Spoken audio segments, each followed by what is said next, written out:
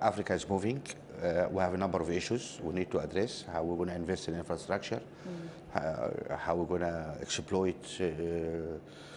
Now, obviously, it's a very advantageous position of Africa, given the position with commodities, given the resilience shown by various economies in Africa, and also given the very important democratic movements in Africa. Africa is having spring actually in North Africa and many other parts of Africa. So it's an important point for Africa. Let's start with the one dimension of the work that you do with the G8 and also here, because infrastructure has become a huge issue. It's regarded as the biggest single stumbling block to further investments on the continent. The banks involved alongside others like the World Bank, but is enough being done? Obviously it's not enough.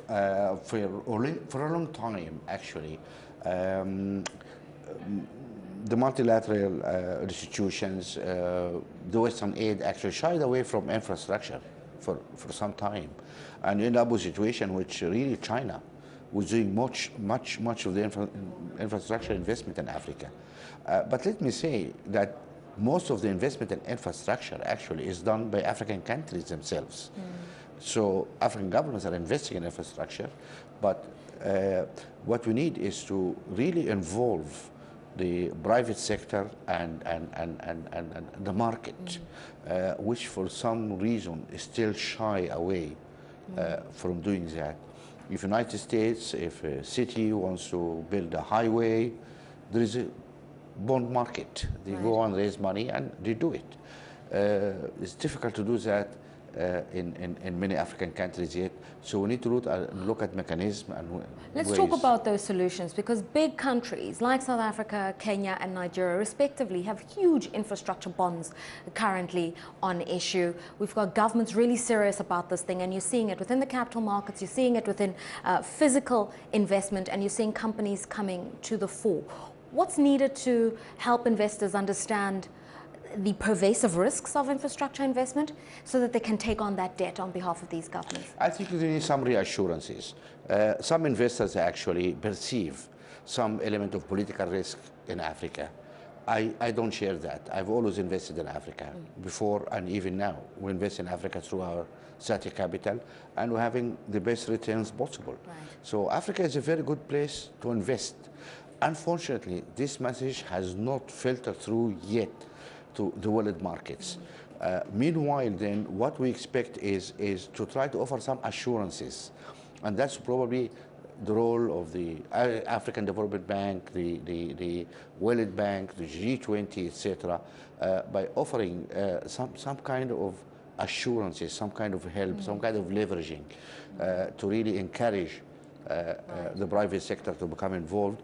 But once the private sector started to get involved in Africa and they tasted what sort of profit they can do in Africa, and that Africa has a bad reputation, undeservedly, unfortunately, and things will change. Let's talk about that reputation, because it's bothered you so much that a few years ago you decided to come up with a governance index, a foundation that would then literally identify the best and the worst of Africa's leaders. And that whole project has just taken on a life form of its own. It's seen as the foremost index on governance in Africa.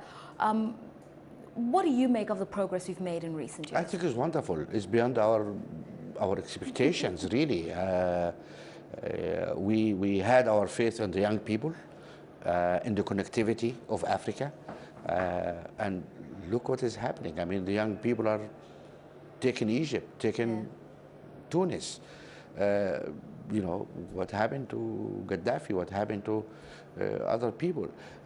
Things are changing, and we were trying to switch on the light on the issue of governance. This was unmentionable, the unspoken words, because it touches on sovereignty. So Western leaders will not touch this. But we are Africans, and we should speak out.